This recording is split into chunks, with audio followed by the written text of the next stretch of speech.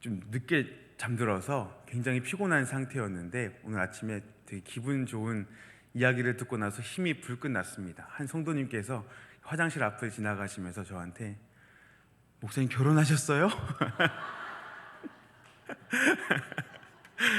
목사님 결혼한지 몰랐어요. 그렇게 말씀해 주셔서 그래 보여요? 그 젊어 보이신다는 말씀이신 거죠? 그렇다고 하셔서 얼마나 이렇게 진짜 피곤해서 이렇게 또 날씨도 점점 추워지고 있지 않습니까? 움츠러들고 있었는데 갑자기 이렇게 샘솟는 기쁨이 넘쳐났습니다. 우리 그렇게 봐주신 성도님께 다시 한번 이 자리를 빌어 감사의 말씀을 드리고 우리 모두가 이렇게 추운 날씨에 좀 이렇게 움츠러들 수 있고 그러다 보면 경직돼서 쉽게 다치기도 하고 몸도 마음도 상할 때가 종종 찾아오겠지만 그러할 때 더욱 주님 바라보면서 힘을 내면서 우리 기쁜 마음으로 행복한 마음으로 삶을 살아갈 수 있게 되기를 간절히 바랍니다.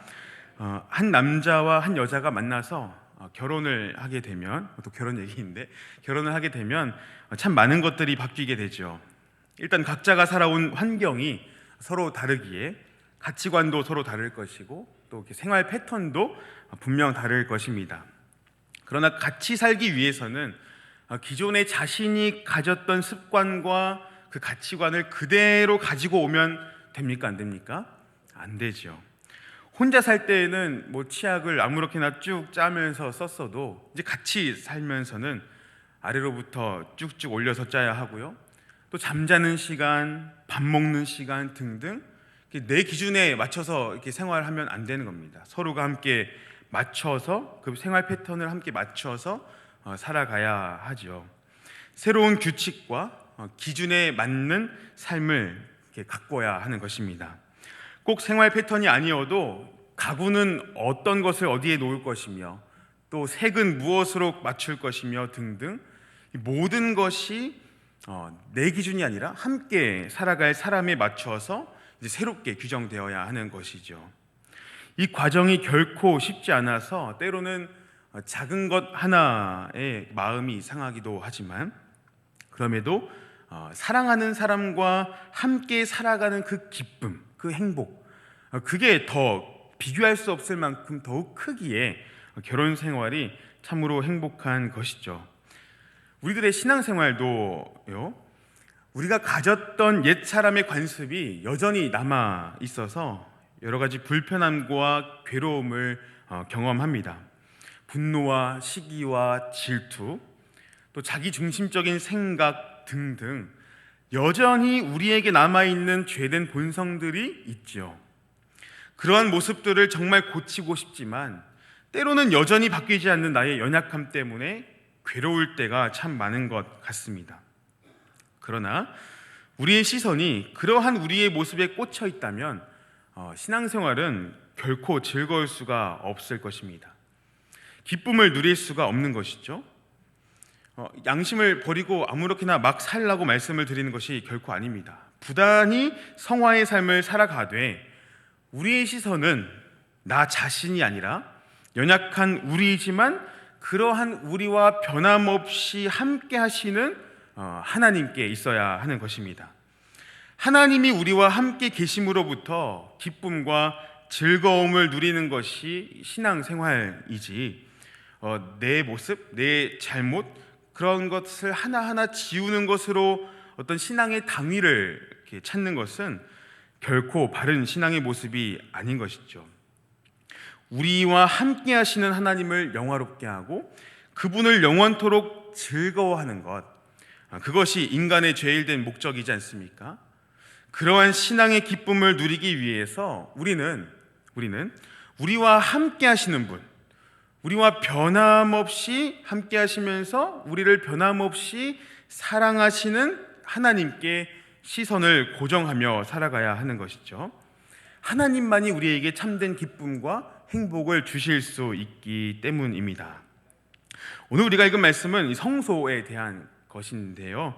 저는 오늘 본문을 통해서 세 가지를 함께 살펴보려고 합니다. 첫째는 성소를 만들라 하신 하나님의 마음이 무엇인가에 대한 것이고, 둘째는 그 하나님의 마음에 대한 이스라엘 백성들의 반응, 곧 이스라엘의 실패를 한번 간단하게 살펴보고자 합니다. 그러면서 마지막에는 그럼에도 불구하고 하나님이 어떻게 일하셨는지, 결국 이스라엘을 향한 하나님의 신실하심과 그 하나님의 변하지 않는 그 마음이 어디에서 성취되었는지를 결론적으로 살펴보면서 우리의 시선이 나 자신이 아니라 하나님께 있어야 하는 이유를 다시금 확인하고 또 그렇게 은혜를 함께 나누고자 합니다.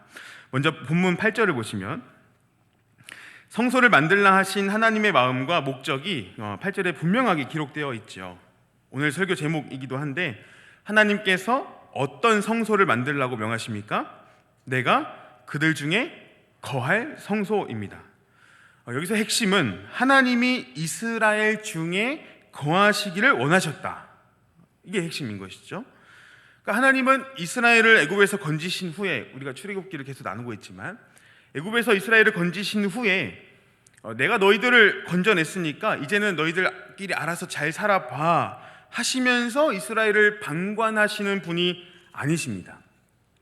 우리가 2주 동안 같이 나눴던 것처럼 하나님은 애굽에서 종살이하던 이스라엘 백성들을 건지신 후에 그 백성들에게 율법을 주시면서 구원받은 백성들이 어떻게 살아가야 할지를 가르쳐 주셨지요. 하나님을 사랑하고 이웃을 사랑하는 것, 그렇게 하나님의 백성답게 살아가야 함을 교훈해 주신 것입니다. 이 애굽 땅에서 노예로 살면서 체득되었던 이 애굽의 문화와 가치를 그대로 가지고 나와서 살아가는 것이 아니라, 그렇게 여전히 애굽에서의 신분을 가지고 살아가는 것이 아니라 이제는 애굽의 흔적을 씻어내고 하나님의 백성다운 삶, 옛 사람이 아닌 새 사람이라는 신분에 맞게 살아갈 삶의 규범을 주신 것이죠. 더 나아가서 하나님은 그러한 이스라엘 백성들과 함께 거하기를 원하셨던 것입니다. 그래서 출애굽 후에 그냥 방관하지 않으시고 율법도 주시고 또 함께 살고자 하신 그 마음을 이스라엘 백성들에게 보여주신 것이죠. 그래서 모세를 통해서 내가 그들 중에 거할 성소를 만들라 이렇게 명하신 것입니다. 그런데 이러한 하나님의 마음은, 이스라엘을 향한 이러한 하나님의 마음은 결코 우발적으로 생겨난 마음이 아닙니다. 하나님이 하나님의 백성과 함께 거하시고자 하신 것은 이스라엘을 애굽에서 건져내신 후에 보니까 좀 괜찮네? 갑자기 이렇게 생각하시면서 너희들과 함께 거할 거야 이런 마음을 가지신 것이 아니라 처음부터 이스라엘과 함께 하기를 원하셨고 이스라엘과 함께 하기를 원하셔서 그들을 애굽에서 이끌어내신 것이란 말이죠. 잠깐 출애굽기 29장을 펼쳐보시겠습니까? 출애굽기 29장 45절 46절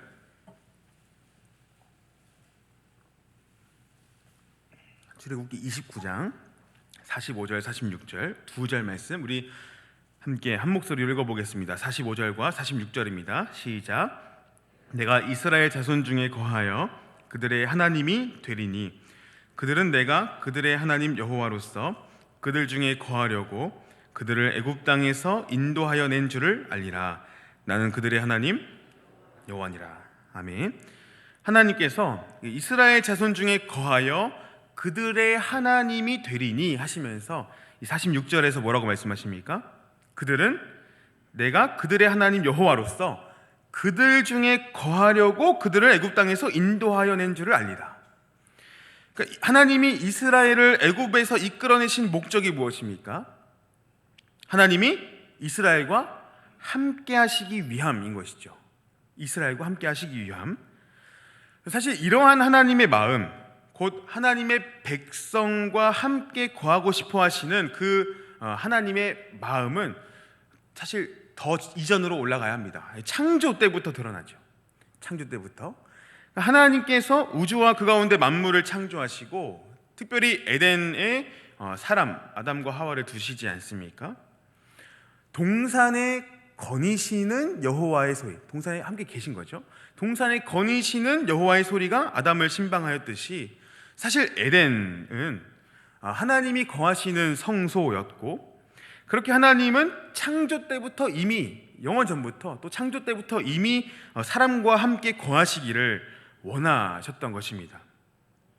그러나 아담의 범죄와 함께 이 죄인이 거룩하신 하나님과 살아갈 수 없는 상태가 되자 하나님 에덴에서 아담을, 또 그 죄인들 아담을 이렇게 추방하셨던 것이죠.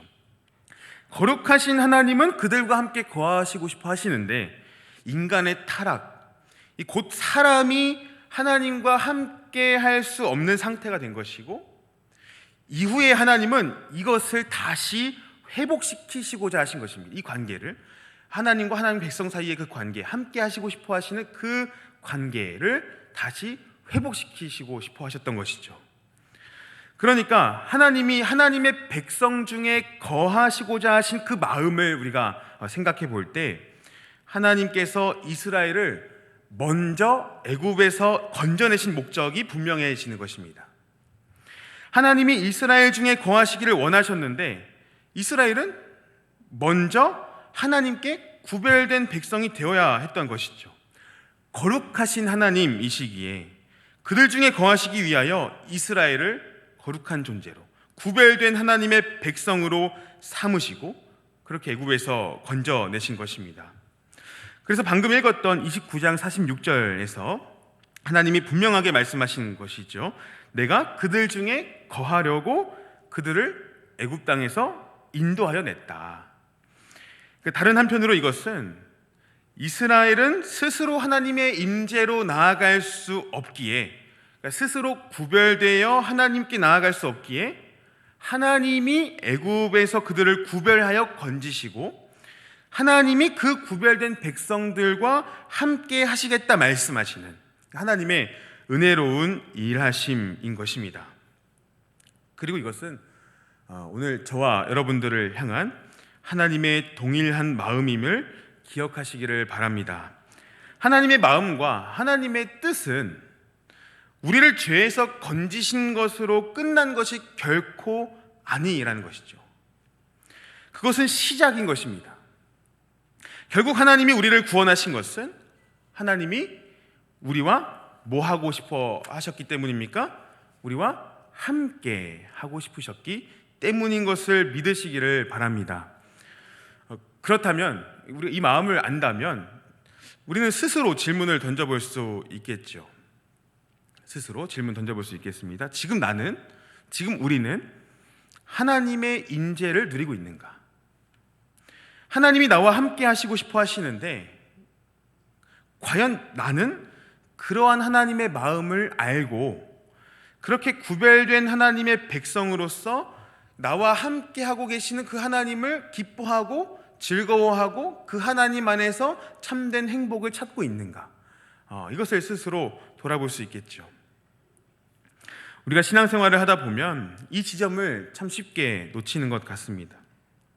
결국 우리 주님과 함께하는 것, 그것이 우리의 참 소망과 우리의 참된 기쁨이 되어야 하는데, 하나님 없이 내 생각과 내 뜻을 앞세우며 살아가려는 그 죄인된 본성이 우리의 몸과 우리의 마음을 움직일 때가 참 많죠.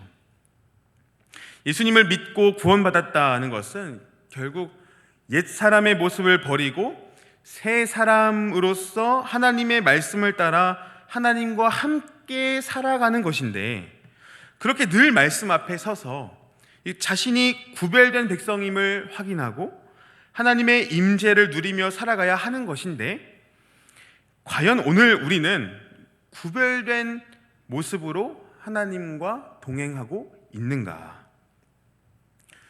돌아볼 수 있게 되기를 바랍니다. 비록 부족한 모습 많고 스스로 하나님 앞에 나아갈 수 없을 만큼 부끄러울 때가 많지만, 그럴 때마다 우리가 함께 되새기고 또 스스로 이렇게 연약한 모습이 보일 때마다 함께 계속해서 묵상해야 할 것은, 그러한 우리를 하나님이 먼저 찾아오셨다는 것, 하나님이 변함없이 우리와 함께 하시기를 원하신다는 것, 아니 지금도 하나님이 우리와 함께 계신다는 것, 이것을 확신하며 나아가는 것입니다. 이미 우리 모두가 하나님의 구원의 은혜를 경험한 하나님의 백성들이기에 이러한 하나님의 마음을 더 깊이 알아가면서 하나님의 인재를 누리고 그렇게 하나님만을 기뻐하는 우리 모든 성도님들 되시기를 간절히 소망합니다. 이렇게 하나님은 이스라엘을 향해서 이러한 마음을 가지셨죠. 그래서 모세에게 그들 중에 거할 성소를 만들라 이렇게 하시되, 오늘 본문 9절에 기록된 것처럼 하나님께서 보이시는 방식대로, 하나님께서 보이시는 그 모양대로 만들어야 하는 것입니다. 하나님이 디자인하신 대로 철저히 하나님의 방식대로 이루어지는 것이 성소인 것이죠. 그런데 그 성소를 이제 만들기 위해서는 도면만 있으면 안 되죠. 재료가 필요하지 않겠습니까? 그 재료는 그러면 어디에서 나는가? 우리 본문 2절을 잠깐 한번 읽어보겠습니다. 오늘 본문 출애굽기 25장 2절 말씀 같이 한번 읽어볼까요? 시작. 이스라엘 자손에게 명령하여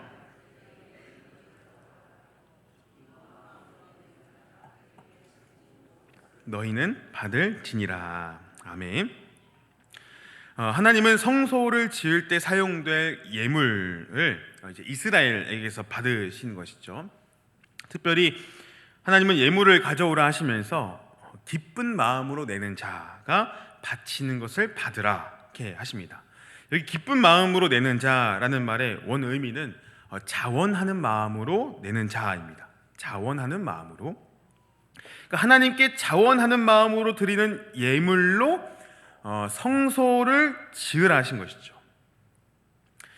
그런데 여러분, 자원하는 마음으로 예물을 드리기 위해서는 무엇이 필요하겠습니까? 당연히 자원하는 마음이 있어야겠죠, 그죠? 자원하는 마음이 있어야 되는데 마음만 있으면 안 되죠. 예물이 있어야 마음이 있어도 이렇게 드릴 수 있지 않겠습니까? 그러니까 자원하는 마음이 있어야 하고 그것을 드릴 수 있는 예물이 있어야 하는 것이죠. 그런데 지금 이스라엘 백성들 이렇게 애굽에서 종살이 하다가 나온 백성들이지 않습니까? 애굽의 노예였죠. 이들에게 예물이 하나님께 자원하는 마음으로 드릴 예물이 있었을까요? 없었을까요? 있었을까요? 없었을까요? 있었으니까 하나님이 이렇게 말씀하셨겠죠. 그죠? 있었으니까 자원하는 마음으로 예물을 내는 것, 이렇게 바치는 것, 그것으로 성소를 만들라 말씀하셨겠죠. 그러면 그 예물이 어디에서 났을까요? 하나님께 드릴 그 예물들이 어디에서 났을까요?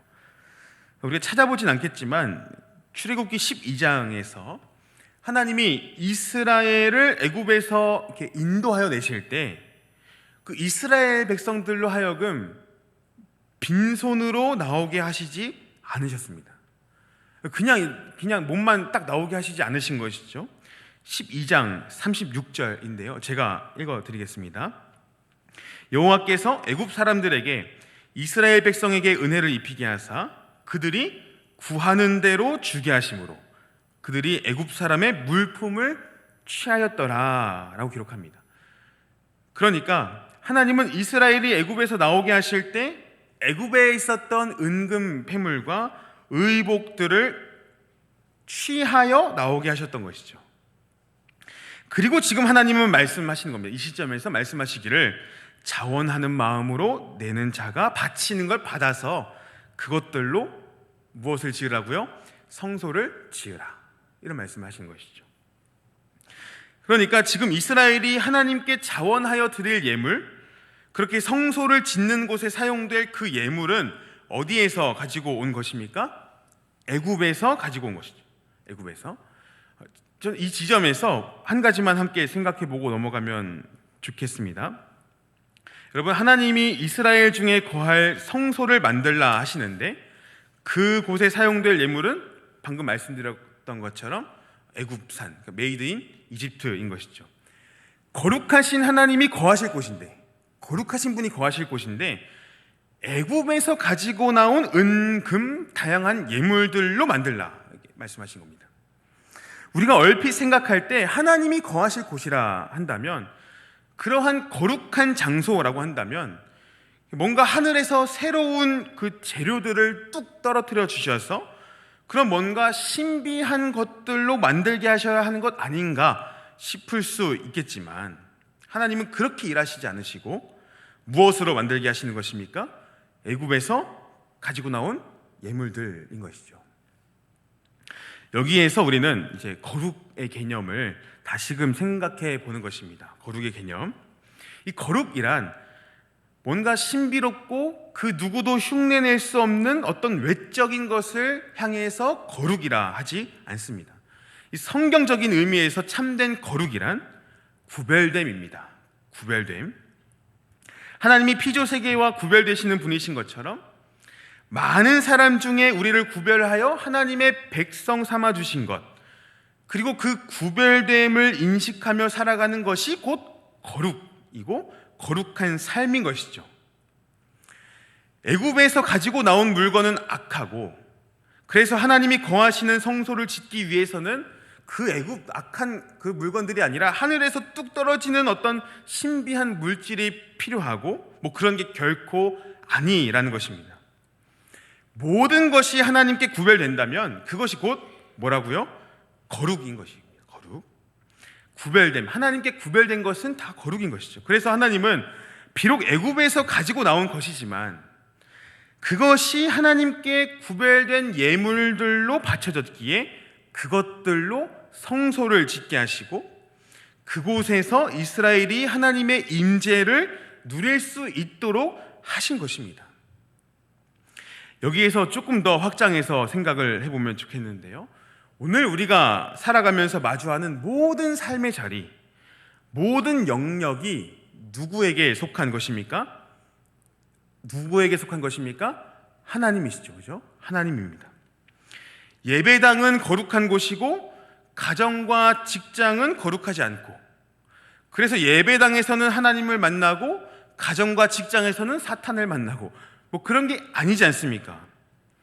우리가 살아가는 모든 삶의 자리가 구별될 때, 모든 영역의 주권이 하나님께만 있음을 고백할 때, 우리는 각자의 삶의 자리에서도 하나님의 임재, 하나님의 함께하심을 누릴 수 있음을 믿으시기를 바랍니다.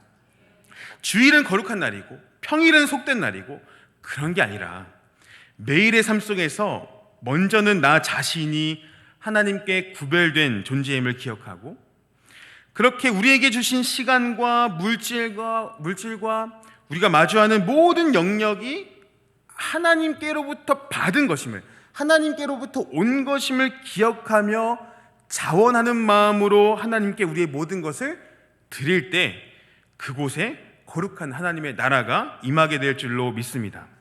그게 곧 성전된 삶을 살아가는 그리스도인들의 모습인 것이죠.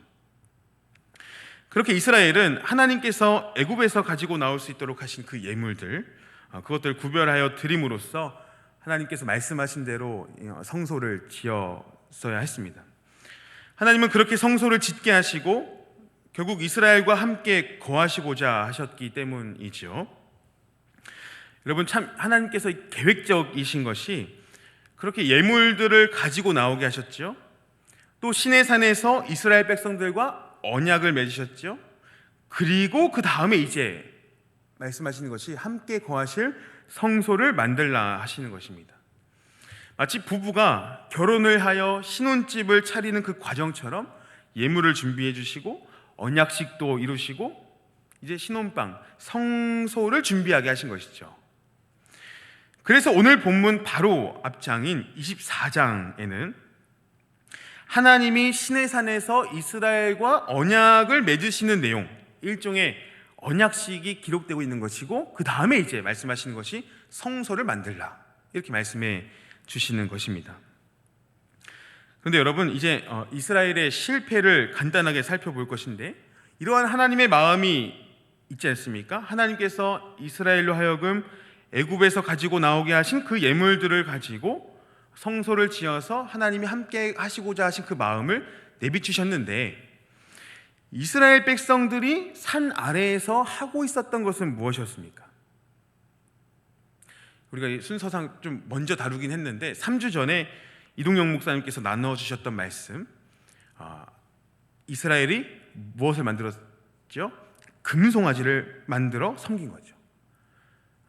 그러니까 이스라엘을 구별하여 애굽에서 건져내셨고, 이스라엘과 함께 살고 싶으셔서 그들과 언약식까지 맺으셨는데, 이스라엘이 행한 것은 금송아지를 만들어 섬기고 있었던 것입니다. 특별히 그 사건, 그 금송아지, 그 우상 숭배의 그 사건의 심각성은 24장에 기록되는 하나님과 이스라엘 백성들이 함께 맺은 그 언약식의 내용을, 그 언약식의 모습을 떠올릴 때 더욱 분명하게 드러나는데요. 잠깐 한 장 앞으로 가셔서 24장을 보십시오.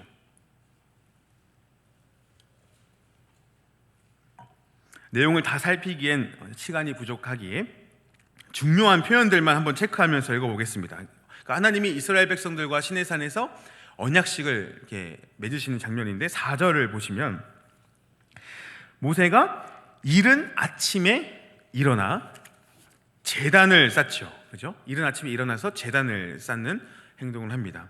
또 5절을 보시면 이스라엘로 하여금 하나님께 번제와 무엇을 드리게 합니까? 화목제를 드리게 합니다. 그러니까 이른 아침에 일어나고 제단을 쌓고 번제와 화목제를 드리게 합니다.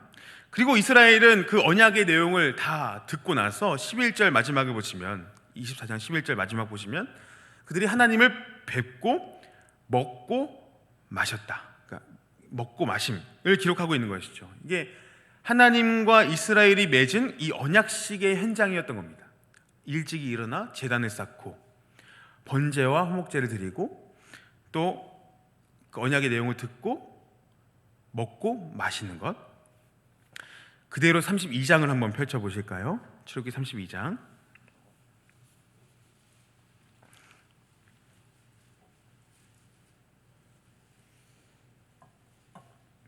32장을 보시면 이스라엘이 금을 모아서, 그죠?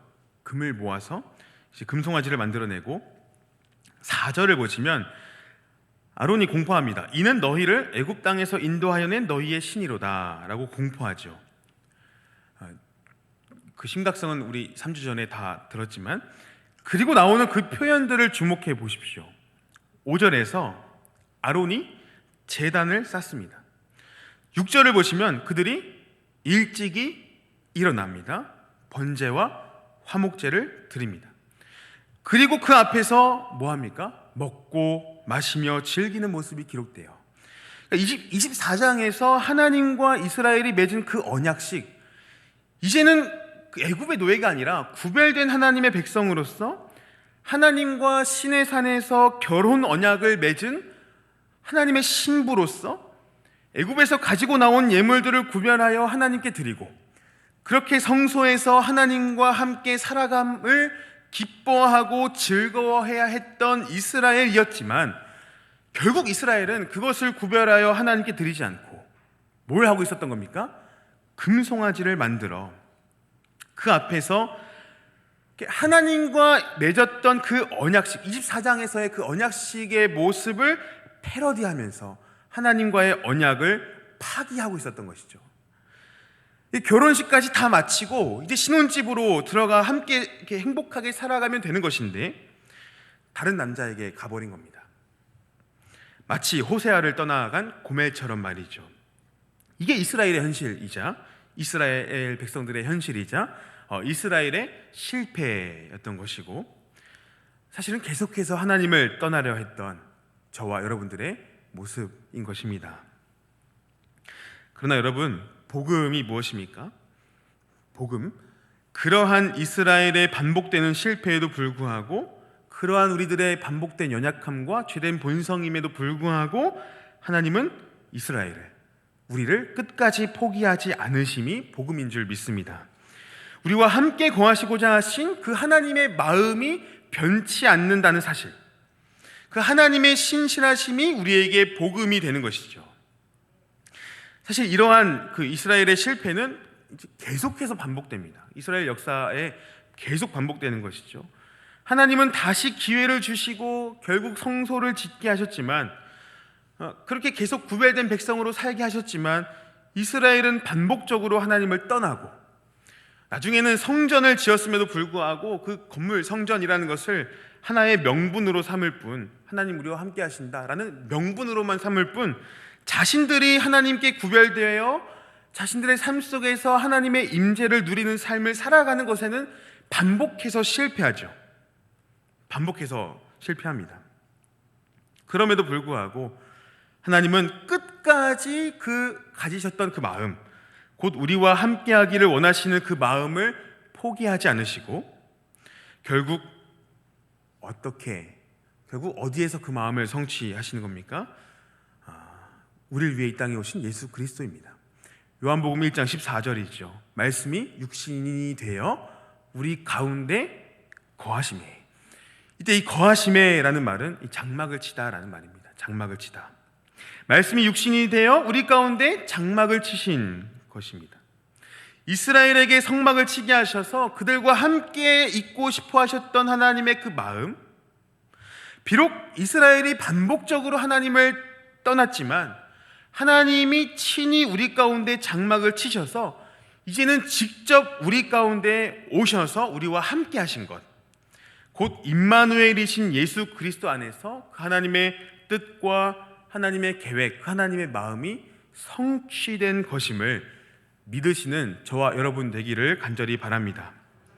그렇게 이제는 우리의 어떠함이 아니라 참 성전 되신 예수님과 그가 보내신 성령님 안에서 우리 안에 거하시는 하나님의 임재를 누리며 살아갈 수 있게 된 것이지요. 이제 말씀을 맺겠습니다.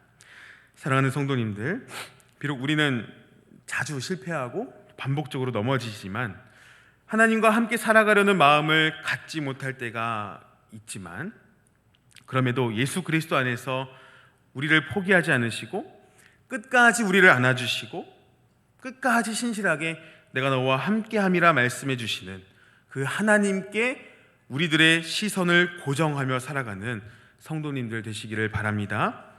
그러한 하나님의 마음을 우리 안에 간직하며 살아가실 때 먼저는 나 자신이 우리가 하나님께 구별된 존재임을 기억하고 더 나아가서 우리가 가진 모든 것, 우리가 마주하는 모든 삶의 자리, 모든 삶의 영역들이 오직 하나님께 속한 것임을 고백할 수 있게 되기를 바랍니다.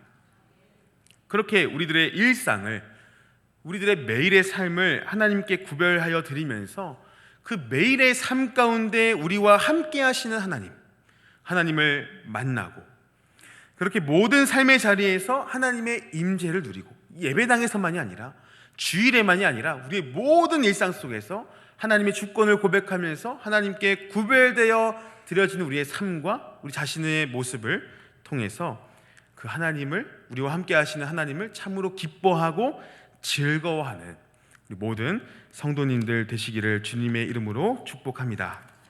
말씀 기억하면서 함께 찬송가 325장 예수가 함께 계시니 함께 찬송하겠습니다.